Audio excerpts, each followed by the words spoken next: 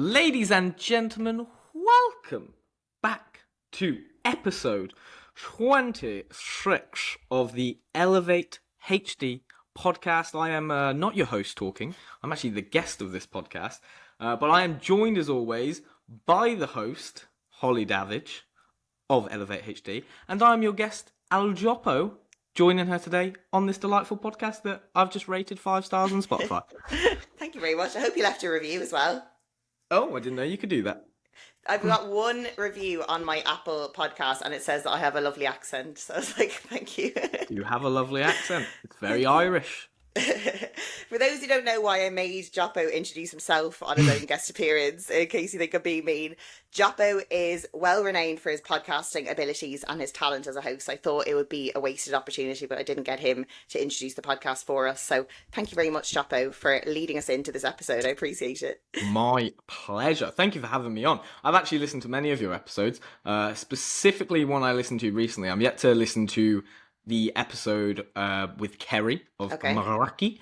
I said that in a weird accent because I actually don't know Maraki because I don't know how to pronounce it properly.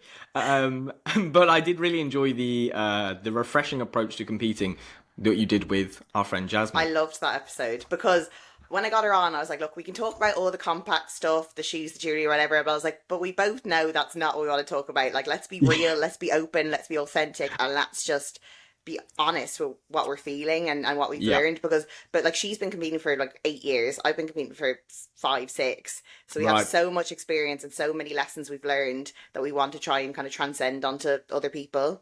Well, I think you both said something pretty spot on in that episode where you said that neither of you are old, but you're aged from a competing standpoint. Competitive. It's like we were talking about the analogy of training age.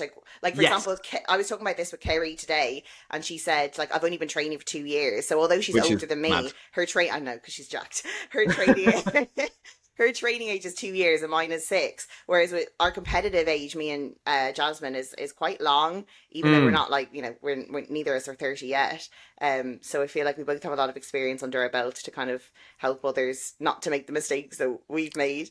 Absolutely. I actually, speaking of training age, I think it's worth we give a big shout out to Tony. Yes, Tony. So Tony, who is one of our incredible members in our friendship group, stepped on stage at the PCA on Sunday, took the win in her master's class, and then also went on to the overall, which, to be honest, is incredible. But none of us were surprised, Tony, by the way. But the only one who was surprised was her. She was like, what? Literally. Everyone else believed it. And I think, like, we probably would never say it to her because, you don't want to like put pressure on her, but I think all of us had it in the back of our mind that, like, this could be a thing. She looked incredible. I think Joe hit the nail on the head where he said that from a look standpoint, she has a very young physique. Yes. She's really hard, she's really dry, and she just stood out even in like terms of her silhouette. So I've never been to a PCA show, and before they call out the winner, they do like the dim lights and the fog. And her silhouette, just from her, not resting position, but relaxed position, was so beautiful. And I actually had like goosebumps. I don't think I've told you this. I had goosebumps when she was stood at the back and the fog was there and the dim lights were on. And we're waiting to see if she's second or first. And I think all of us at that point knew she'd got first because of how great she looked. But it's still that, well, what if they just don't go for her today?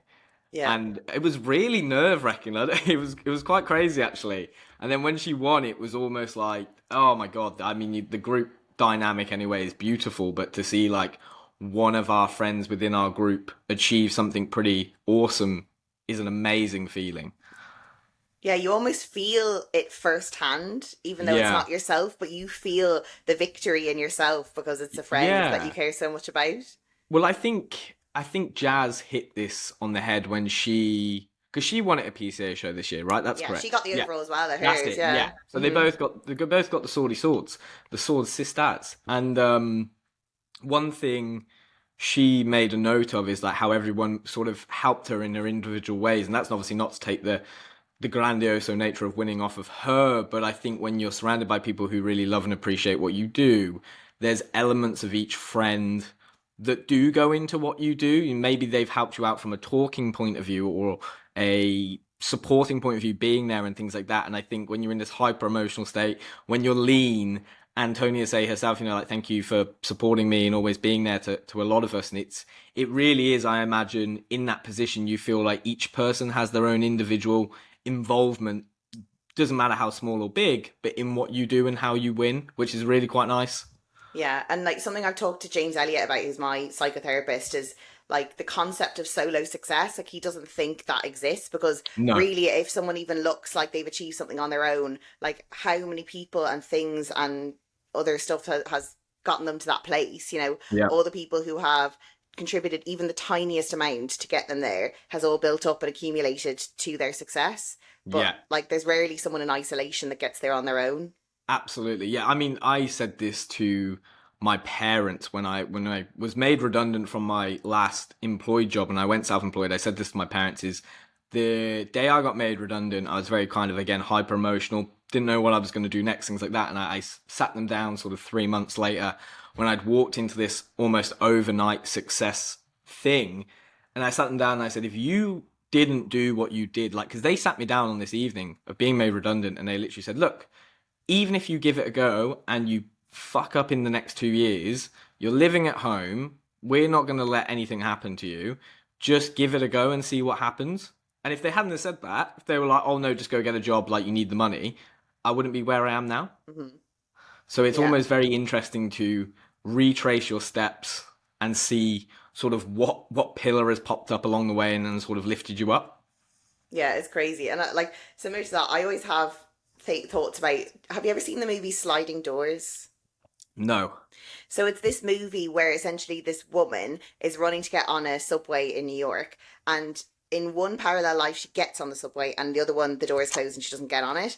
And then I think you've told me yeah, about it's this. so good. So then the life like divides into parallels, and you can see how her life changes depending on that one split second moment. And I Right. always think about that as like, what if this person didn't do this for me, or if I didn't get this position, or if this didn't work out, where would I be now? Because Yeah. like if on like I think I said this on the podcast to you when we did the Physique Collective one.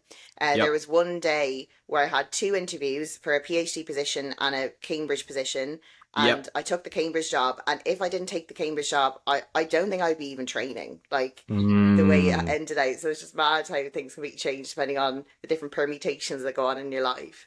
What would be like your most recent apart from that story there, what would be your sort of most recent realization of that where you've sort of pinpointed a moment in time and gone like, oh, isn't that crazy? Like if this didn't happen, I wouldn't be here. I probably have one that I can't say. Really? I'll tell you later. Okay. You can tell me Apart, after we stop recording. yeah. Well, you probably know, but you can have a think. Apart from that, I'm assuming. I'm intrigued. apart from that, I'd say probably deciding to move to Manchester is a massive one, because I think before that I probably would have been very tempted to move back to Ireland Okay. because I wasn't enjoying where I lived, and obviously there was a lot going on at the time. But coming back to Manchester was almost like a fresh start. Mm. And that's when I kind of started working for the Physique Collective, and I got a new job and I found a new gym, and like all of this stuff made me realize, God, no, it wasn't being in the UK, it was just like the position I was in, and the location I was in, and that Yeah. kind of made a big difference. But yeah, no, it's interesting. So anyway, Jopo, this podcast is not about me. So do you want to tell the listeners? Do you want to tell the listeners a little bit about yourself, who you are, what you do, where you come from, how we know each other, Yeah. all that good stuff? Oh my God, we're going to be here the whole episode. Let's go. No, so I am originally from Gloucestershire. I say Gloucestershire because that's quite an easy way of pinpointing a large area because I come sort of from towns within Gloucestershire. But if you say Gloucestershire, a lot of people who follow Josh Bridgman will probably have heard that before. He comes from Gloucestershire too. Joe Ballinger as well, someone that people in the bodybuilding space might know of as well. So I come from a small town in Gloucestershire called Tewkesbury. I always describe it as, do you know where Cheltenham is? And people are like, yeah. I'm like, it's the junction before that. All I know is MJ's gym. That's why I know where Okay, it yeah. is. So if you've heard of MJ's gym and you've seen like JP train, like that town that MJ's gym is in is where I originally come from. But I now live in Cheltenham. But I am an in-person PT, which I have done now probably for 5 years. I've been self-employed for 2 of those. So 3 years of being an employed coach, followed by 2 years of working for myself. And I'd say, I don't want to say I'm successful. I think that's a very, I would very say you're smoked up successful. I consider myself successful from what my own opinion of success is. Because I think success and what you deem success can be very highly independent. Someone might consider a really nice car that is way out of a budget they would have had 5 years ago as now they're successful. For me, success is being able to do things without having to worry about the financial costs, like going on holiday and not having to stress about, can I afford to do that? It also might be, can I afford to eat every single day and just go food shopping whenever I need to? Can I pay the bills successfully? And do I have a pretty good, anyway, in the industry I work in, do I have like a pretty good client retention rate? I'd say that those are all pillars of success for me that if I can maintain, then I consider myself successful in my field. And if that can keep growing, then I would consider myself not any more successful, but just I've got a long way from being then unsuccessful, which is the important thing for me. But I'm an in-person PT. I now consider myself a podcaster because I feel like I've done a lot of podcasts in the last 3 months. I have my own podcast with Ryan Kirkham, who anyone who knows Holly will know Kirkham. That's called the Two's Company podcast. You guys need to check out the podcast. It's good fun. It's very different to your podcast. So if you're looking for educational resources, you won't find it there. If you're looking to just hear some people chat shit and find out what would we'd rather do out of two options. And get the goss, if you want all the goss. Oh, yeah. I mean, gossip is... I was having this conversation with Joe the other day, actually, on the episode I did with him for the Two's Company pod, and he said, why do you think you have such a large female clientele? And he said I heard that yesterday. And he was like, I literally think it's because women would pay you to talk to you. Yeah. And I would absolutely, I've always considered myself like a pretty good listener, or even if I'm not, so say there's like a problem, right? There's a woman, one of my clients has a problem. Maybe her husband's a dick and keeps farting in bed or something. If she tells me that story, I'm not going to be like, oh, farts are normal, like, don't worry about it. I'm going to be like, oh, yeah, disgusting. Yeah, you need to stop that. Like, I'm almost going to play up to them. Yeah, absolutely, because they're not going to want to hear me side with their partner who is in the wrong in their mind. So it's almost my job to be like, yeah, you know what? Yeah, maybe you could do this, or maybe why don't you suggest, that if you need to fart, maybe step out of the room. So giving my opinion in sort of towards people who are in a bit of a shit situation. But I guess some people would consider that gossip, which is absolutely fine. I do love a gossip. If there's news, if there's beef, we all love a gossip. Let's be honest. Anyone who says they don't love gossip, right, is trying to maintain some sort of front. Everybody loves a gossip. If there's juicy news, especially about people you know, but you're going to talk about it. Of course. Absolutely. There's nothing wrong with that at all. See, we've gone on a tangent here. I don't even know what the question was now. Yeah. I was saying, tell us about yourself and how we know each other and where you're at. So, me and Holly know each other from our association through being friends with... Specifically, I'd say Joe and Jazz, but then again, the whole group that we now surround ourselves within. So we met, surprisingly, because the depth of our friendship is now pretty deep already. We met 7 months ago, so sort of early December time. Flies. That's crazy. 7 months actually seems quite long, but it doesn't seem that long ago. No. But we met at Joe and Jazz's house, and I remember this because you went go-karting with the rest of the Physique Collective, right?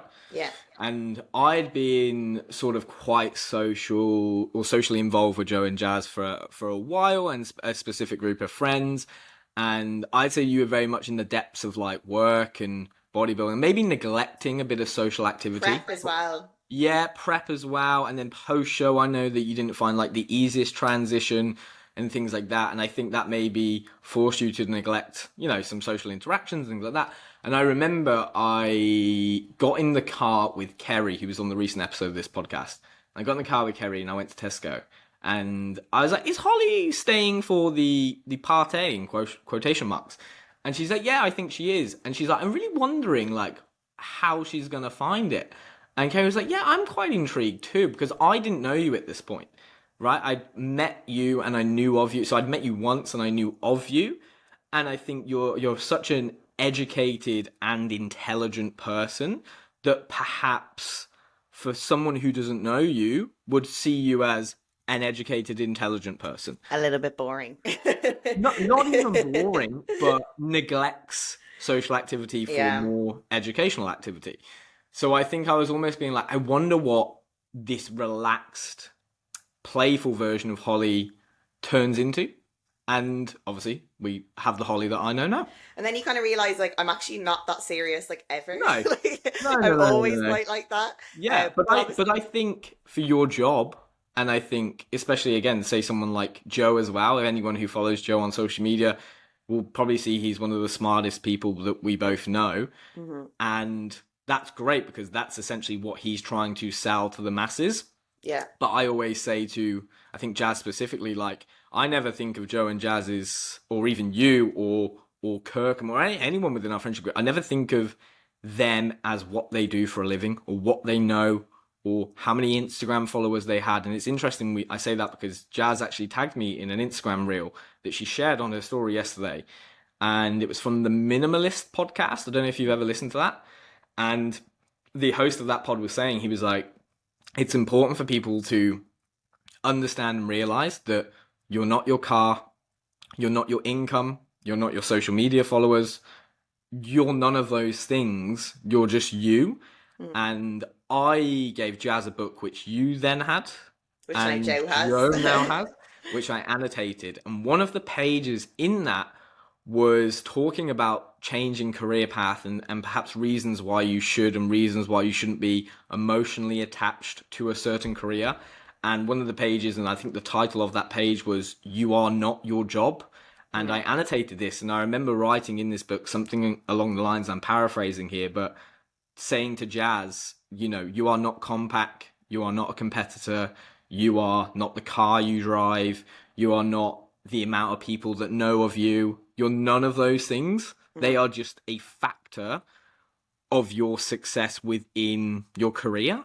But for me, I can give two shits about that. Yeah. You know, I don't care how many Instagram followers someone has. I don't care how many people know them. I don't care what they do for a living. You know, if one of you was, I don't want to say a job and then be like, oh, that's like the shits of a Yeah. job. But you know, say if one of you was the complete opposite of what you were doing now. So say instead of what you do, you were, I don't know, say you're a postwoman. I always use postwoman or postman as a reference of career here. I feel like that's because my backup plan is of being a postman so I can walk around in the sun all day. But, you know, if you were any of those things, it doesn't change you as a person. That's just how you make a living, which is Yeah. great. Yeah. You know, and I think it's important for people to understand that is, you know, doesn't matter what you put on social media. If you bought a new car, if you bought a new house, great. Celebrate those things because to you that might be the definition of success. But for me, as a friend to any of you or any of you within our friendship group, I just like the person. You know, I Yeah. don't care what you do for a living. Yeah. Yeah. And And you know that's what? A good sorry to interrupt. A good example of this would be Dean McKillop and Lizzie Harada. Um, and I said to them before I even met, I didn't even know of Flex Success, right? I didn't know about it. I didn't know about them. And the first time I met them, I had no idea what they did for a living. I had no idea who they were. I had no idea what Instagram following they had. And they're now two of my best friends. And I still don't care about any of that, no. you know? Because I No. like the person behind the Yeah. everything. That's what I was going to say with like Jazz and I have spoken about, especially females, I think, who tend to have more of an interest in you as a person because you're on prep, because you're Yeah. getting leaner, because you're stepping on stage, because it's all glamorous. And then these same people drop off the face of the earth when you go into post show and go into your off season. And I think we've struggled to kind of establish, okay, who are our real friends now. And I Yeah. said to Jazz, I was like, if you turned around to me today and said, I am never training again, I'd be like, Yep. cool, what's next? What are we Yep. doing instead? Like, I am 100%. not friends with you because you train or because you go to the gym or because you compete. I am friends with you. That's how I got to know you, but that's not Mm. why I'm still here. And I think she realised that because I think both of us have been there for each other through all the highs and lows of both prep and off season. And it doesn't matter the season because it's the person inside that I'm friends with. It doesn't matter Yeah. about the exterior or what they do, you know, for a living or for a hobby. Yeah. That's an element of who they are, but it's not their core who they are. Absolutely. And I think the more people detach themselves from that ideology, the better. And I'll pinpoint a specific moment in Jasmine's prep.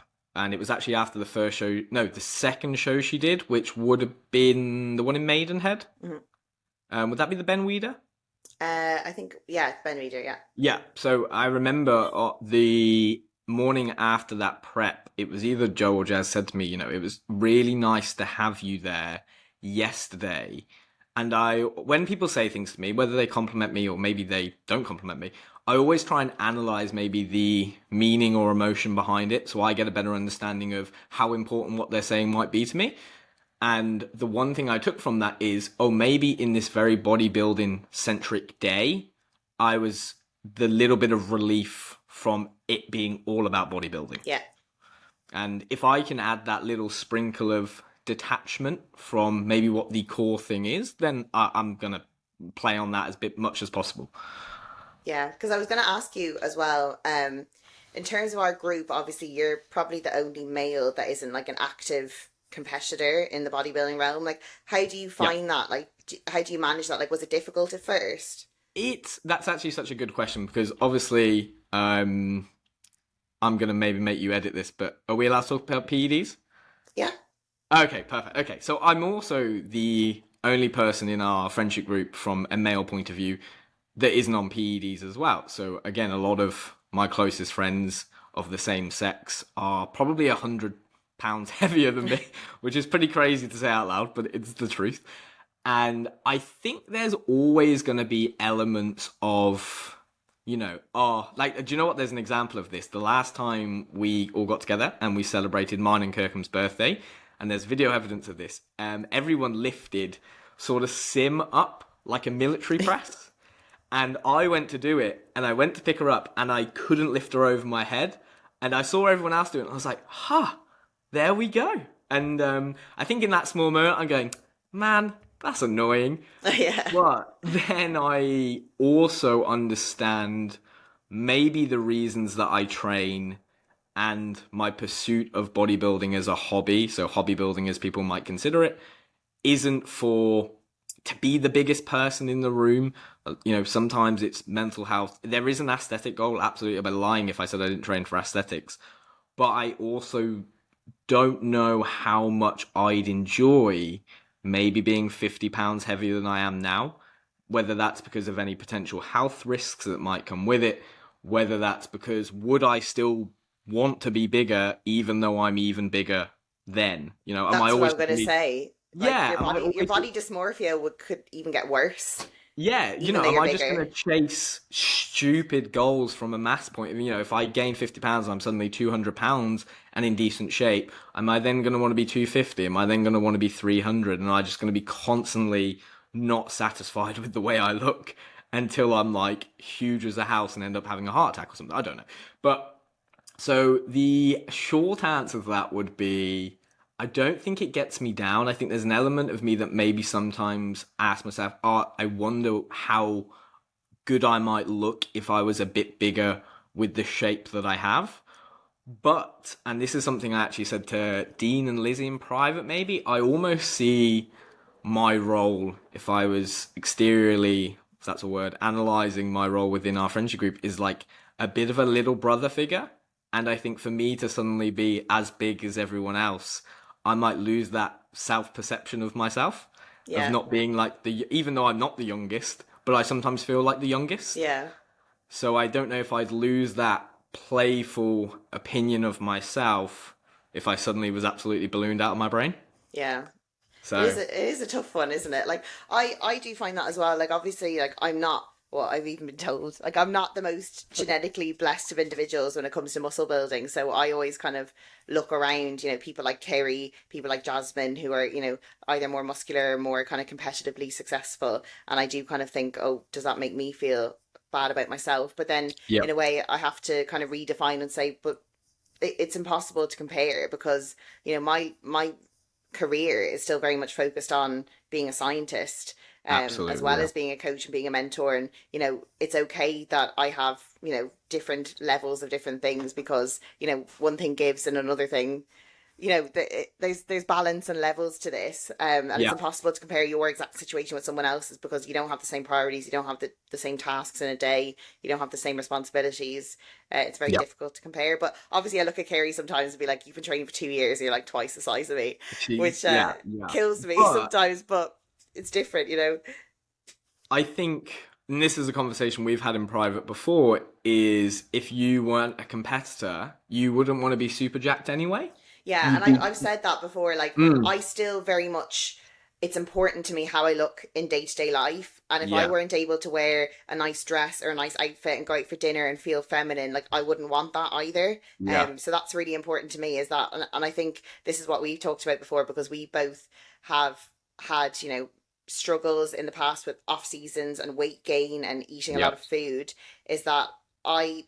I've got to the point now where I'm not willing to sacrifice 99% of my life in an off season feeling bad about myself. Like, I yeah, want to find that compromise where I can build muscle. Maybe it's not going to be as optimal as if I went all in and did a massive push up, but I'm just not willing to compromise my quality of life for that extra yeah, couple of percent, you know? yeah, yeah. And I think that's important to realize about yourself as well, or analyze about yourself, because this is one thing I've also found probably in like the last, or sorry, the most recent massing phase I've done with Joe, is that me gaining muscle at a very small rate, so being in an extremely moderate surplus, is the best way for me to maybe maintain like positive emotion with massing, Yeah. but also maintaining a good body composition that I feel good about myself, but also building muscle at a level that feels comfortable, and also not getting to a point where body fat's too high. So when I do come down, it's actually easier to get leaner anyway because I'm not like really fat. Yeah. Yeah. So I think, you know, both of us may be edging towards that very small surplus with escalation in training volume. Really, and I think you two maybe mentioned this, or have you mentioned this on the podcast before? You really like the sort of increase in food with the increase in volume simultaneously. I can't Is that remember if I something said you spoke about? that. Okay. I can't remember. Maybe I'm putting words in your mouth here, but yeah, Maybe. I very much enjoy the moderate escalation of volume that goes through a mesocycle Yeah. combined with very small bumps in food, Hmm. because the food is then fueling that escalation of volume, Hmm. but not too much that I'm then getting like extremely fat, and I'm almost matching the expenditure needs with the increase in food. Yeah. Yeah, no, I So, understand. Yeah, I think that's what I found because obviously when I first came to Joe, I wanted to put everything into the off season. I did the full off season. I gained all the weight and I got yeah, very, very uncomfortable. I've done that once and I'm like, I've done my time and I know that that is not how I want to live because for myself, because I still have a full-time job as a normal human, quote unquote, I don't really want to feel like a bodybuilder 24/7. I yeah, want to feel like a human. Like, for example, I went to Hammersmith Hospital in London yesterday and I was wearing a dress and I was being a professional in front of my site. And I don't want to look jacked in front of them. I want to feel like yeah, a normal woman. yeah, And I also don't want to be really, really heavy and carry all this weight that's uncomfortable for me to wear normal people clothes because I can't yeah, wear leggings and a baggy t-shirt when I'm on site. I have to wear, you know, professional outfits. So I want to make sure I feel good about myself the rest of the time. So I've had to find that compromise. I'm like, obviously I need to gain weight post show to be above stage weight, but I don't need to get up so high that I just feel so uncomfortable about myself. And maybe the gains will be absolutely. slower and I'm Yeah, willing to accept that. But as you said, I'd much rather a moderate increase in calories over time and just yeah, kind of slowly build from there instead of just shoving the food in because I I love food and I rarely lose my appetite, but I think psychologically when my food gets that high, I struggle to eat it. And like that is yeah, something I struggled with recently post show this time. My food got up higher than it's ever been before. It was at like right. 3,500. And I genuinely just didn't want to eat it. Yeah, Not even because I didn't want to eat it physically. I just like psychologically couldn't do it and I just didn't think it was necessary for myself. So I think since we've pulled back, myself and Joe, we had the mini cut phase and he's kind of said, right, I know this is how you work. I know you want a small, moderate increase over time. You know, maybe we might need to mini cut a little bit more often to keep you happy so you're not, you know, gaining too much weight. Because for me, yeah, because I'm quite a small person, there's not a lot of wiggle room for weight gain really. Like I'm sitting like 10 kilos up from stage. Another right. couple of kilo, I'd already be tipping over to what I would be too uncomfortable with. So there's not much wiggle room. So just finding that balance with him, saying, okay, we obviously need to be in a surplus because you want to gain muscle, but enough but not too much, and also potentially just mini cutting a bit more frequently to keep you happy. I think we've found that Absolutely. compromise, but it does take time to kind of figure out where you want to sit. Yeah, and I think unless you have like really good genetics that allow you to recomp and partition nutrition like really well, like you're gonna have to, aren't you, like surplus mini cut, surplus mini cut. There's I need all the probably help I can get. Like, I'm not going to be gaining muscle at maintenance. yeah. Like, See, I found personally with me that I actually recomp quite well, mm, which is, I remember seeing someone post something on Instagram not long ago about, oh, recomp isn't a real thing. But I've always seen substantial differences in body weight remaining the same, but body composition like being completely different at the same yeah. time. So if I can actually just do that forever, and I'm eventually around 160 pounds, but just pretty damn lean, then my weight hasn't gone up to a point that I feel uncomfortable, walking or walking up the stairs or things like that. But I look aesthetically pleasing at a Mm, comfortable body weight as well. Because I think for me to have to get really, really lean, I'd probably have to be somewhere in like the low 140 pounds, which yeah. would definitely not be ideal. So I'd rather be sort of 160-ish, which is a weight I feel pretty comfortable at, but just make that weight look better over time. And how do you find scale weight? Like, do you ever let that affect you emotionally, or are you quite detached from it? I would say right up until, do you know what? I'd probably say in the last year and a half. So when I first started with Joe, I would have let that affect me.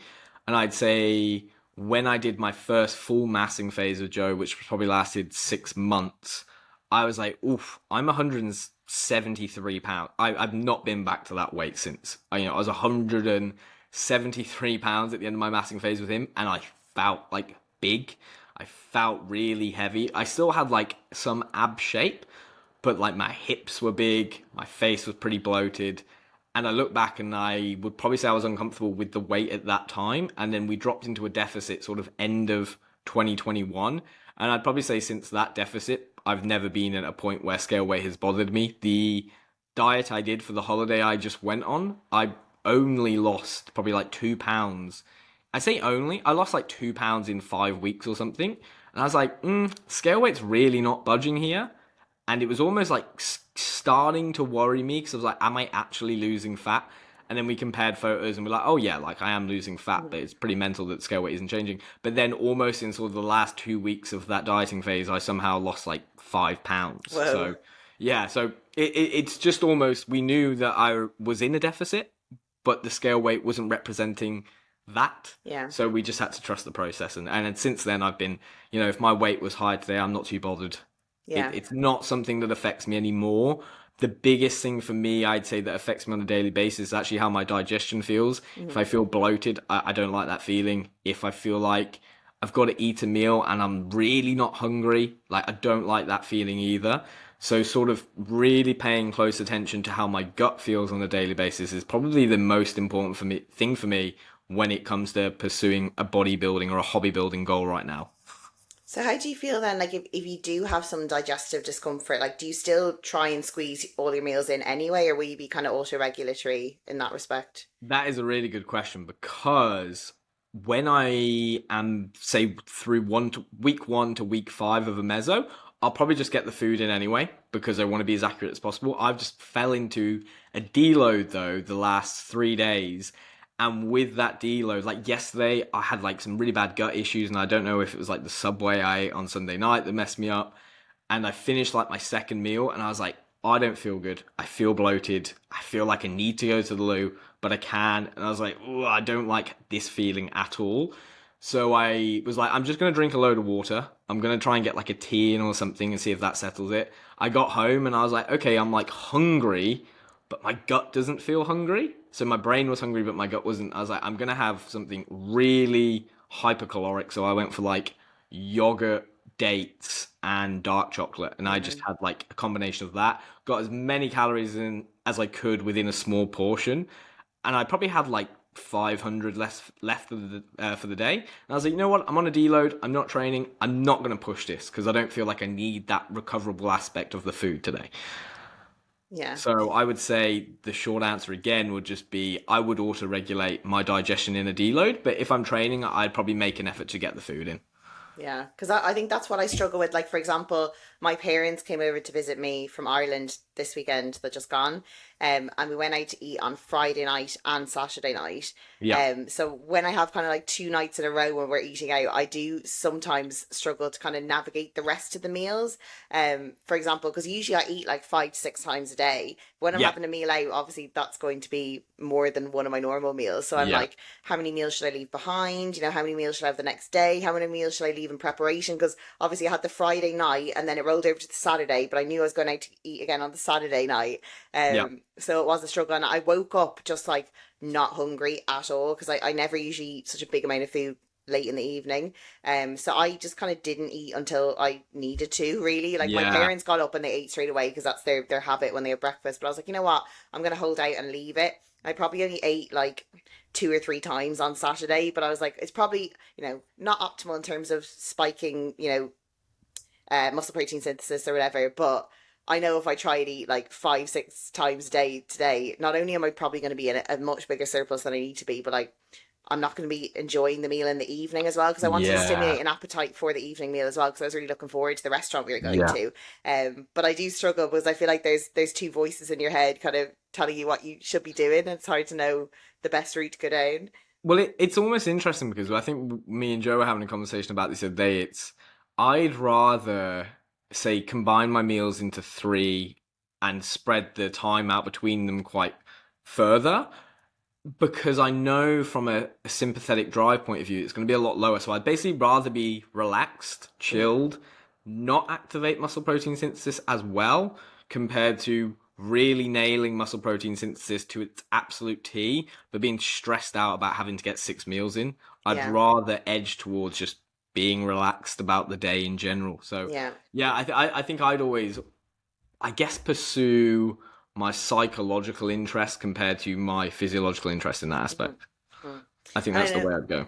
we've talked about it before, kind of like your approach to meals out, because I know you said initially, probably years ago, that you'd feel that you'd have to go and kind of finish everything off because it was probably the Yeah. only time you're going to let yourself have a meal out, so you might as well make the most of it. But I know you're kind of the approach you adopt now is a little bit different. So, kind of, Yep. how have you made the change, and what kind of changes have you made to help with that? Do you know what? It's an interesting one because you're completely right. Like when I used to go out for food, I'd really make an effort to finish everything. I'd also make an effort to maybe tick the box of every single thing I wanted to eat. So if I wanted pizza and a burger, I'd have a pizza and a burger. And I'd almost try and get as much pizza and burger related food into me in one sitting. Whereas now and I think this actually comes from running a long off season and getting to a point where I'm not hungry, so actually spending so much time in a surplus that I didn't have an appetite has almost taught me to appreciate when I have an appetite, but also appreciate when I don't have one.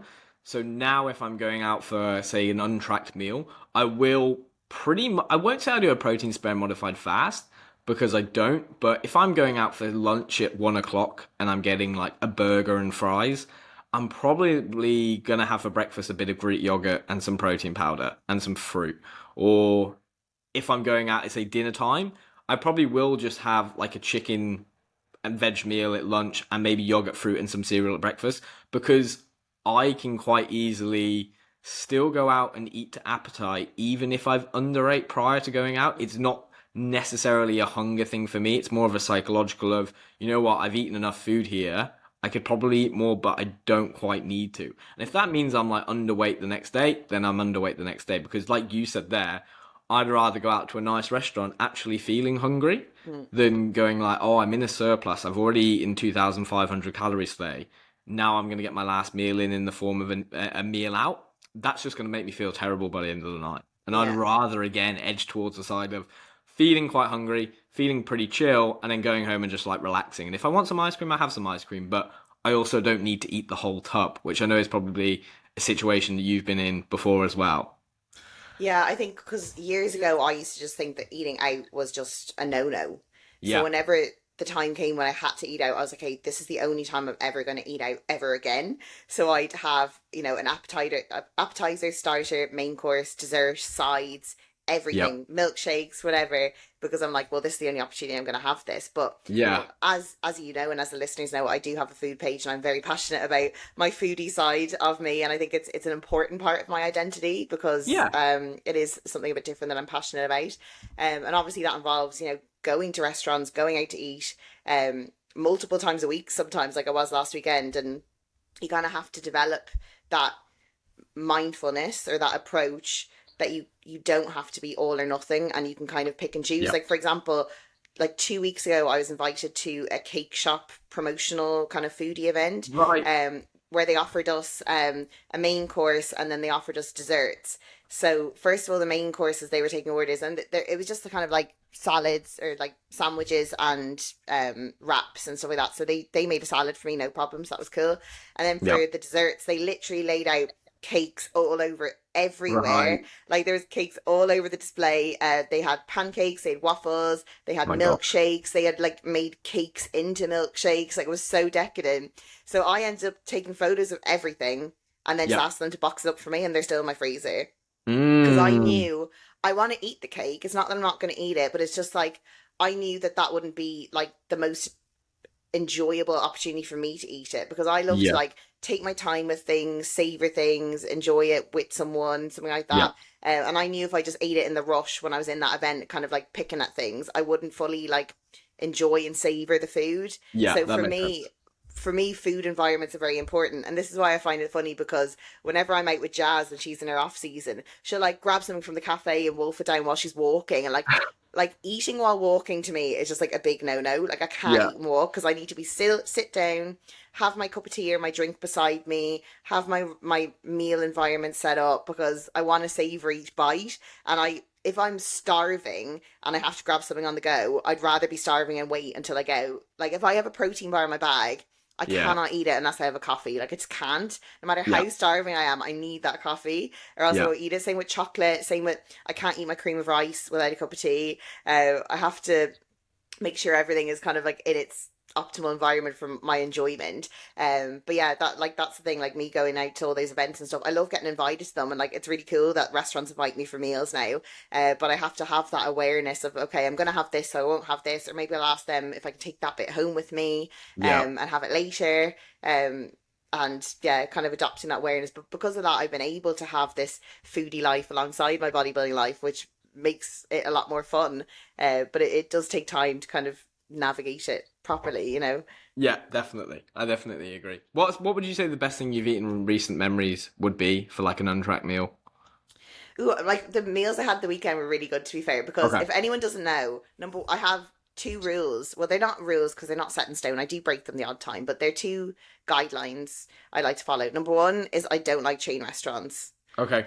Number two, this is where I break the rules slightly, because obviously if everyone's going to Nando's, like I'm not going to just not go and like be on my own. Like I'll go with Yeah. them, but I wouldn't choose it. And also, Okay. I think there's a difference between a chain restaurant and a branch of a restaurant. Okay. So, for example, Nando's is a chain, but a branch would be like if one restaurant has like two locations. I don't think Okay. that is a Yeah. chain. Yeah. You get me? Yeah. So that's my first stipulation. And my second stipulation is I hate going to the same place more than once, like ever. Mm. So I do all my research on my Instagram food page, and I make sure it's on my food page so I don't get all the food coming up on my regular page. And I have saved collections for everywhere I want to go. So I have like Really? Manchester City, I have Stockport where I am, I have Cheadle, I have all the different parts of London. I have, literally all of them. So I'm like, okay, this is where I want to go. I'll go into my saved collection and I'll have all my restaurants there. Yeah. So I did some research at the weekend because I knew in Dublin what we don't really have, like the food scene is great in Dublin, but what we don't really have is like food halls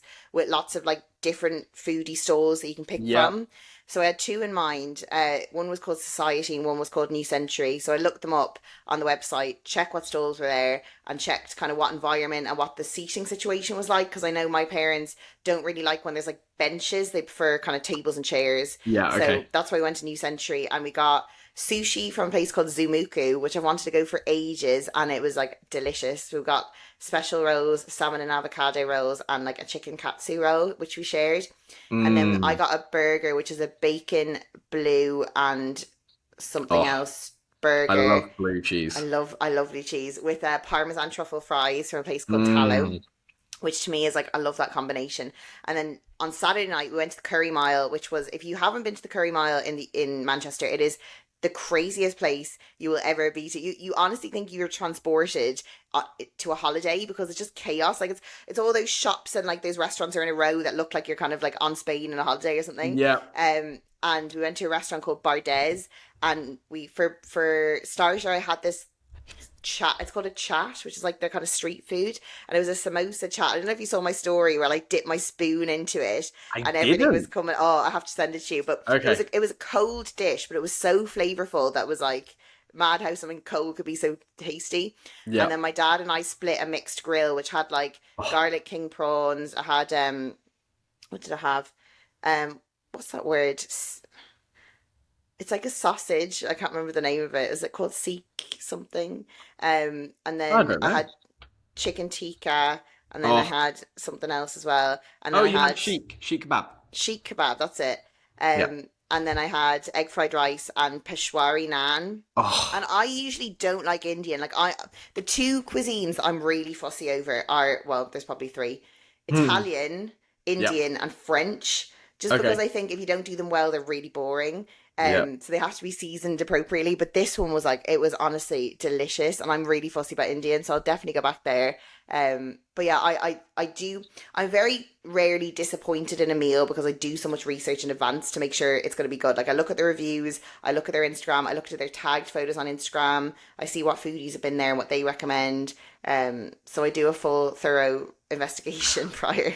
Because you don't want to go to the same place more than once, so I guess you have to. Well, also, I actually, I don't know if I told you this before, but there is a really famous food blog in Ireland called allthefood.ie, and it's run by Yeah. this woman who actually came to my house to interview me for her thesis on No way. a case study as a food adventurer, in her Right. words. So we were talking about this before, and I kind of said to her, I feel that I have to do so much preparation for it that like it really disappoints me when a meal doesn't go set, it isn't set to my expectations. So that's why I do all the research, because I don't want it to be a waste of the Yeah. experience, because the whole experience of the dining event means so much to me, and that's why I don't really do takeaways and stuff, because I Yeah. love the whole dining experience. Like when I'm disappointed, I'm really disappointed. So Yeah. I put so much effort into making sure. And also, if this is what Jake is terrible for. So Jake, if you're listening to this, stop doing this to me, because it's really mean. Anytime I suggest something to him, he goes, "Yeah, shit, I hated it," and it really upsets me because I feel like I am responsible for ruining his night when he says that to me, and I feel really guilty about it. Jake also hates Perform Way, and I love Perform Way. He hates Perform Way. Yeah, he's got very strong opinions about things. He does. So Jake, if you're listening, it's but fine, he likes man. Effective Way, and for me, like I like it, but I just think nothing can beat Perform in terms of, see, this is the difference here, is that I always make a sludge out of my protein, and the consistency for sludge is so important to me, whereas he mixes it into his cream of rice and oats, so he doesn't mind the consistency and the texture of it. Yeah, because the Effective one, if you turn that into a sludge, it turns into like gloop. Well, and for the Trained by JP Performance protein, that's actually really tasty, but it's almost as thin as an isolate, even though it's not. So you can't make a sludge. If you literally add a drop too much, you've ruined the sludge. It's just it's no longer a sludge. It's literally just a shake. Yeah. So That is sense. tricky. But yeah, no, he is passionate about that. I just got a new Perform yesterday or the day before, chocolate mochaccino. I've not heard of that. It's nice. Yeah, it's nice, like coffee chocolate. But you make that into a sludge and you don't mix it in with corn. I don't mix it because you should see the guys. My supplement collection is just not okay. So the amount of whey and cream of rice I have at the moment is just ridiculous. So because the cream of rice has its own flavour, I don't want to upset that. But I want to find a way that complements the flavour of the cream of rice so that the flavours kind of are in symphony, if you will. Intertwined. Intertwined. So I'm very fussy about food. It has to be right. So I need to make sure that I have complementary flavours, but I don't like the only exception is like yesterday I was traveling, and if you put a sludge on top of a cream of rice, it just absorbs anyway. So I mix it in. But what I do on these days, because you're getting all the tricks for my life at the moment. People are listening to this making notes. You get an inside scoop into how my brain works. You're like, this girl is crazy. But anyway, so on days when I go to site and I know I'm traveling, I'm going to have cold core. I use a whey that I don't really like to get rid of it, because I don't want to have it as a sludge on its own. So, for example, yesterday I had maple syrup cream of rice from Naughty Boy, but I mixed Mm. it with CNP Biscoff Whey because I love Biscoff, but this way, and I love CNP Whey usually, but this one is like, it's a little bit bitter, so I can't Okay. have it as a sludge on its own because it has that like a bit of a bitter taste. So when I mix it in, I don't notice it. So that's when Okay. I use up that one. The Biscoff ways though, they can really be a little synthetic sometimes. They Like just they have don't taste that. like Biscoff. It's just No. not. No. There's a very fine line, and you probably have to mix it with something like plain rice flour to actually probably get the actual Biscoff taste. If Yeah. you have that shit on its own, it's gonna. Bleh. The best one is probably the Perform one, but even still, like it doesn't it just tastes like a ginger biscuit rather than like a Yeah, Biscoff biscuit. yeah. Um, What is your favorite Perform flavor? ooh, I really like the new sweet and salty popcorn, but I Okay, do think it tastes very similar to cereal milk. I think it's just like a little bit, maybe a bit of saltier. saltiness to it, a bit Yeah, of butteriness. yeah. But they are very similar. But I See, do like. mine's carrot cake. Ooh, Kerry actually brought carrot cake while she was staying the last couple of days, and she was like, "Oh, you can use it." I was like, "Oh, thank God," because I haven't had Carrot it. cake. This is another rule I have that I don't like buying the same way more than once. So Really? I bought carrot cake whey when it first came out in like 2021, and I Mm-hmm. haven't let myself buy it since because I'm like, well, I might as well get a new Right. one. Yeah. So, See, that mix with plain rice flour. Oh, ooh, unbelievable. do you know What's what the I? most amount of? So go on. Sorry. What were you gonna say? I said, do you know what I just found? Morrison sells rice flour for like 50p for like a kilo.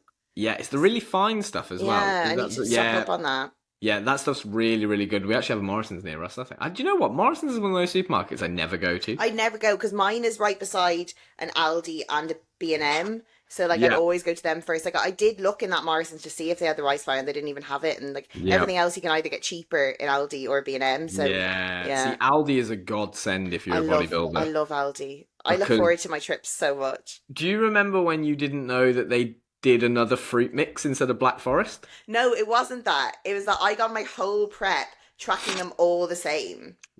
And then Yes. Jazz was like, there's like 40 calories in the difference. And I looked and I was Yeah, like, oh my God. And then I felt yeah. like such a fraud. And then I put up on a poll on my story being like, did anyone else know that all the different fruit bags have such different calories? And Joe was like, yeah, you idiot. Like, and I was like, sorry, I disappointed you.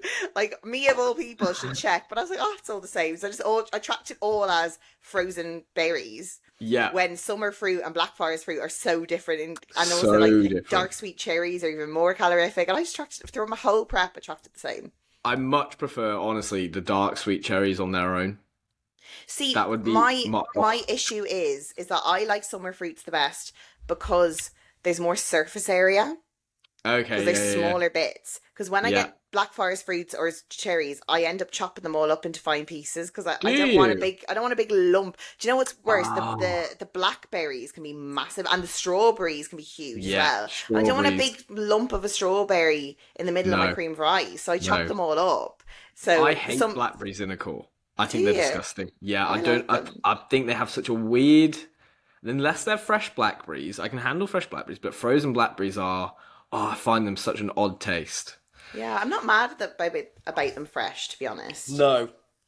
No. If I'm gonna make like the ideal core, I'm gonna do frozen cherries because like I also Talk don't me through like the your fruit. ideal core from the Okay, beginning. so I'm probably gonna do. I'm not gonna do flavored rice flour. I'm gonna do Okay. plain rice flour, carrot cake whey. Ratio wise, I think like 100 grams of rice flour, 55 grams of whey would be a really nice ratio. Hmm. I'm then probably gonna do 250 grams of dark sweet cherries, and I'm just gonna pop them in because I don't like the fruit to overwhelm the taste of the carrot cake rice flour.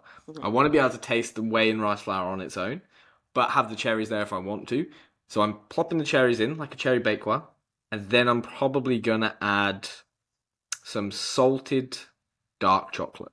Ooh, Yeah, don't know why dark chocolate and carrot cake tastes good. It does, I and like that's it. what I'm. And But that's do you know what? everything.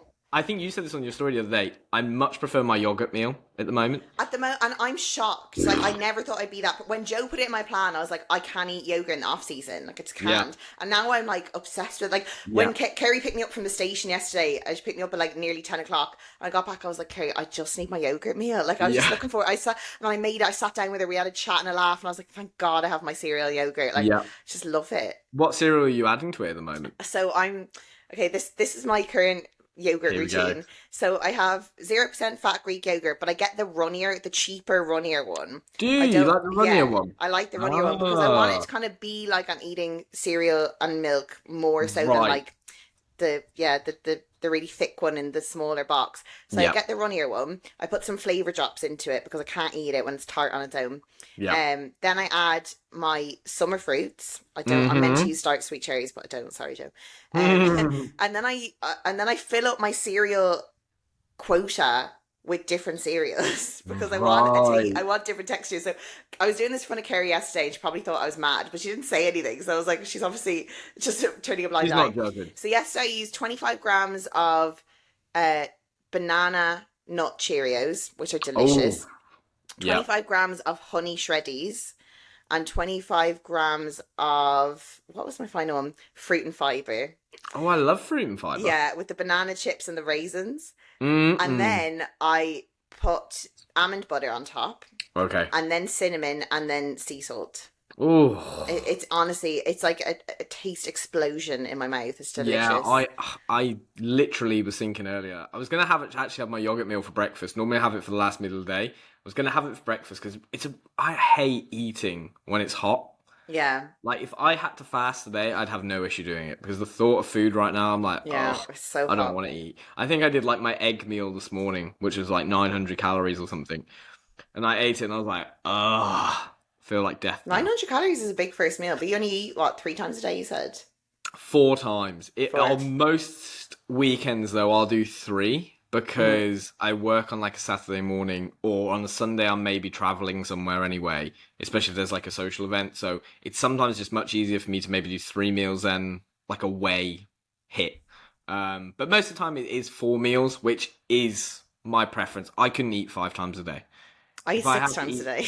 oh my gosh, if I had to eat in like six separate settings, I think I'd go mad. I It just gets me through the day. really, I look forward to it so much, yeah, because oh obviously most of the time I work from home, and if I didn't have yeah. my meals to look forward to, I would have nothing to look forward to. I just Well, love the thing eating. is, like, majority of my mornings blocked out. So sometimes I have to either eat before work or get like a really high calorie flapjack to get some carbs in, or I've got like 2 meals in the day where I've got a bit of a free gap, and then I have to eat when I get home at like 9 o'clock. So my meals are so spread out across the day, and it's like I just end up, if I was doing 6 meals a day, I'd eat before work, eat after work, and then probably have to eat like 4 meals in the space of four Yeah. hours. And Hmm. I'd hate to do four back-to-back meals like an Yeah. hour after each hour because Yeah. it sometimes takes me an hour to eat a meal. That's mad. No, it So doesn't I'd take me like that long. eat, I'd eat, go for a 10-minute walk, and then probably have to sit back down and then eat again, Yeah. and then that's all my day like done. So unless it's like a rest day or a day completely off work, I've said to Joe before actually. I've said, do you want me to maybe have like a day of eating for days where I'm not working? So maybe I maximize muscle protein synthesis a little bit better. And he was like, no, just stick to your 4 meals, dude. Like don't worry about that because like I used to really really think of my rest days or my days off work as like right today I'm going full bodybuilder mode, but then also from a stress point of view I feel like I've made more progress not really giving a shit and just getting the food in calorically protein wise than really analyzing each individual Hmm. detail. Yeah. So it's much better for me as a sane human being to just, as long as I have calories in for the day, as long as I spread the fruit and veg out pretty evenly and protein, I'm probably going to be okay. And I've probably made decent progress. Yeah. It's like that pebbles, rocks, and sand analogy, isn't it? Like you need to have your That's it. big rocks in place before you start worrying about Yeah. like being really scrutinizing about nutrient timing and obsessive about that. It's like Yeah, most people definitely. can't even get their protein in, so let's just focus on Yeah, calories and protein. exactly. And even at my level, like when I like always hit my food, I'm like honestly, in the grand scheme of things, I genuinely think it's a negligible difference that you will never notice. whether Really? you have Yeah. 4 meals or 6, or, Yeah, I you mean, know, at the end of the day, I think maybe it's like the whole like, oh, maybe it makes 1% difference and these 1% add up. But if these additional 1% are also going to drive me mentally insane, yeah. I'd rather be like 1% less optimal physically. Yeah, we're coming back to the quality of life thing, aren't we? Like Yeah, you have to make a conscious choice yourself. Like, am I willing to do this for this discomfort? And if you are, that's absolutely fine. But if you're yeah, not, then that's okay too. And you need to yeah. kind of make that compromise, but just be aware that, Will okay, it? I might not be 100% optimal, but I'm okay with that because, it improves my day-to-day life for myself. Yeah, and it's almost like again going back to that like identity thing like we were on about earlier, like I don't identify as a bodybuilder, so I almost don't feel this pressure to live up to any expectation of what I do on a daily basis. Like I enjoy training. I enjoy training for hypertrophy. I enjoy the way my body looks from training for hypertrophy, but I don't think it makes me a bodybuilder. I live Mm-hmm. a bodybuilding-esque lifestyle. But again, like someone said to me before, like, what do you do to get to this and look like this and things that, it must be, it's easy for you. And I was like, all I do is eat 4 times a day, train 5 times a week, and like walk a bit. Like, Yeah, I it's don't think not it's a that hard. complicated process. I mean, for some people, with kids and stuff, obviously that might be a completely Yeah. different story, and that's fair enough. But if someone who is maybe my age and comes to me and goes, oh, I just, how do you do this? How do you? It's like you eat 4 times a day. Maybe that's one more than the average person. You train 5 times a week, maybe six, maybe four, maybe even you just train 3 times a week. Which most people do now anyway. I think gym culture is pretty prominent in today's society. And then you walk 10,000 steps a day, which most people do anyway. So like, actually, a bodybuilding lifestyle is not really any different from a normal someone who's active. Really, Hmm. there's probably 70-year-olds living a bodybuilding lifestyle right now, whether they know it or not. Yeah. Yeah. So. No, I agree. So for my final wrap up of the podcast, you were just Mhm. saying that you don't identify as a bodybuilder. So I want to know, who is the Jopo? Who is it? Oh, that's such a good question. Oof. See, I feel like comes down to the real. Jazz tagged me in yesterday, and it was like, know the real you, and you don't identify as this person or this person, or this person. Who's real Jopper? From I'm trying to think of not going off on complete tangent here. From what standpoint, as in my interests, or just what I maybe What perceive do you think myself as? defines you as an Oh, okay. individual? Okay, that's a really good way of looking at it. What do I think defines me? I think, and maybe this is perhaps just on what people have said about me, and maybe not my own psychoanalysis of myself, but from what people have maybe said about my personality, is I think I have the ability to maybe add a little bit of humor and happiness to an individual's day or life. And whether I intend to do that or not, I think most of the time I am able to do that from what people have told me about how I maybe impact them. So I think I also play on that in a way. Like if Mhm. I know I can improve someone's day by maybe just being the real me, I'm going to play on that until the cows come home because it's no effort to me to do so, but they're going to reap all this reward from spending time with me. So I guess I would say um, that would be it, is I'm able to maybe add a sprinkle of comedy or happiness to an individual's life through my communication with them. That's also interesting that you define yourself by how you make others feel, which is kind of an Yeah. indication into yourself as a personality and a human. I'm very. I think one thing I've realized about myself is I'm very driven, maybe by not what other people think of me, but maybe what my friends think of me and what people who are close to me think of me. I Mhm. think if people's perception, people I'm friends with or whatever it may be, perceive me as this person who, or they think of me as this person that makes them feel better or they love spending time with, I almost like thrive off of that. And it drives me to want to be more like that Mhm. because if I'm spending a lot of time with someone, I don't want them to have a negative opinion on me. I'm like, oh, I'm putting all this time into someone, so I'm hoping everything they say is positive, sort of thing. So yeah, I'd say that would be the main answer for that one. Very good question. Yes, What would you thank you. What would you say defines me? What would I say defines you? As I've said before, I think your jovial yet mature nature is Yeah. very unique and specific to Right. you. And I've never met anyone like that who can be so playful and like young and youthful, but at the same time such a level head. Yeah. So, and I think your ability to switch between them depending on what the person needs is crazy. Like it's almost Yeah. like an innate thing that you're able to do. Um, so I think that also, yeah, you're able to be serious and provide help and support when you want to be, and like be a a serious, responsible adult. But at the Yeah. same time, you can provide the silliness and the break from normal life and just being, being humans and being playful as well, which I think Yeah. is a nice combination. I was actually thinking about this yesterday. I was actually when I was cooking, and I was like, I think quite a lot of my personality comes from maybe the people I spent time with growing up. So I specifically look at my nan and granddad, who I spent very much a lot of time with, and I look at my nan as this playful, jolly character who always sort of enforced me to, treat people the way you want to be treated, and make people smile, make people laugh. I think that's a good thing for you to be able to do because she said I always made her smile and laugh. So I was like, okay, if I can do that, maybe I can do it for everyone.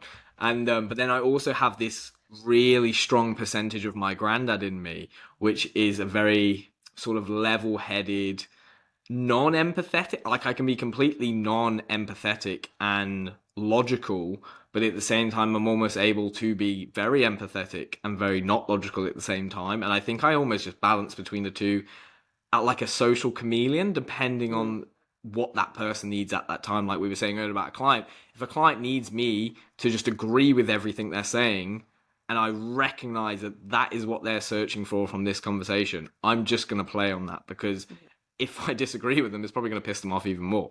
Mm. Whereas say if you're going through a tough time, or anyone in our friendship group's going through a tough time, and they're really upset, and they're like, right, I kind of like need to figure out what my next step is. I'm probably going to be extremely logical about what the next step is. Like, you can't do this, but maybe you can do this, maybe you can do this. But also, I'm sorry that you're feeling this way. And do you want to call me? Do you want to do something? Should we go have a laugh somewhere? I think a lot of my maybe not goal in life, because I think that makes me sound very unselfish, and I think I do have a lot of selfish tendencies as well. But I think my goal in life is almost to be able to make people feel better. And I listened to this on a Joe Rogan pod, and it was Zachary Levi, who's an actor, and he was on the podcast, and he said there's people in this world that have the ability. I think he calls them healers. He's like they have this ability to heal people and add this sprinkle of joy into their life. And it's something one of our friends said, Matt Adams. He said to me when we were partying one evening, and I think I was like running around Joe and Jazz's garden, like doing laps of their garden at like midnight or something. And he goes, I'm not going to try and replicate his Scouse His accent. I was going to do it. And I do a very good Scouse accent, but he's like, Jopo, mate, like, you've just got the absolute ability to, like, lighten someone's day. Oh. You're such a light in everyone's life, and, I love you. And it sat with me, because, again, when people say things to me, I always try and fixate on them and keep them in the memory bank. And I remember going, like, home the next day, and I was like, man, like, that's a really powerful thing to say to someone. So if that's what someone thinks of me, then I can keep being like this because I'm clearly adding a lot of value to other people's lives. Yeah, oh, I love that. That's such a nice way to end it. Yeah. And I agree wholeheartedly with what Matt said. So I think we all agree you with that. just got to sometimes take life seriously, absolutely. But then also, like, you don't really have to take life seriously sometimes because life's too short. Have fun. Life. It's okay to be silly. Yeah, absolutely. Be silly all the time. No. So, where can people find you, Jopo? Tell them about your podcast and your wonderful self. So, the podcast you can find on all podcasting platforms. So, the Two's Company pod, if you again just search Two's Company, is on Spotify and every single podcasting platform. We've done 11 episodes at this point, which is pretty gnarly. You can find me on Instagram at Jopo_nutrition, I think. I'm going to say that's right. That's my username. And also, I think that's my username. I don't actually know how. But in there, you can obviously look in my bio and find the Linktree link. Shout out Jasmine. She actually taught me how to do this yesterday, how to set up a Linktree. I'd set up a Linktree. So if you want to find the podcast, you can also go through the link itself and find me through there. And I think that's pretty much the only places you need to find me on. Great. Yeah. So thank you guys so much for listening. As always, I hope you've enjoyed. If you have tuned in and got this far, please take a screenshot, share it to your story, tag myself. I'm at Holly_Physique Collective and at Jopo_Nutrition. We would really appreciate it. As always, any suggestions for topics, guests, anything at all, I'm all ears. I'm always willing to listen to my lovely audience. So yeah, thank you guys for listening, and we will see you next time.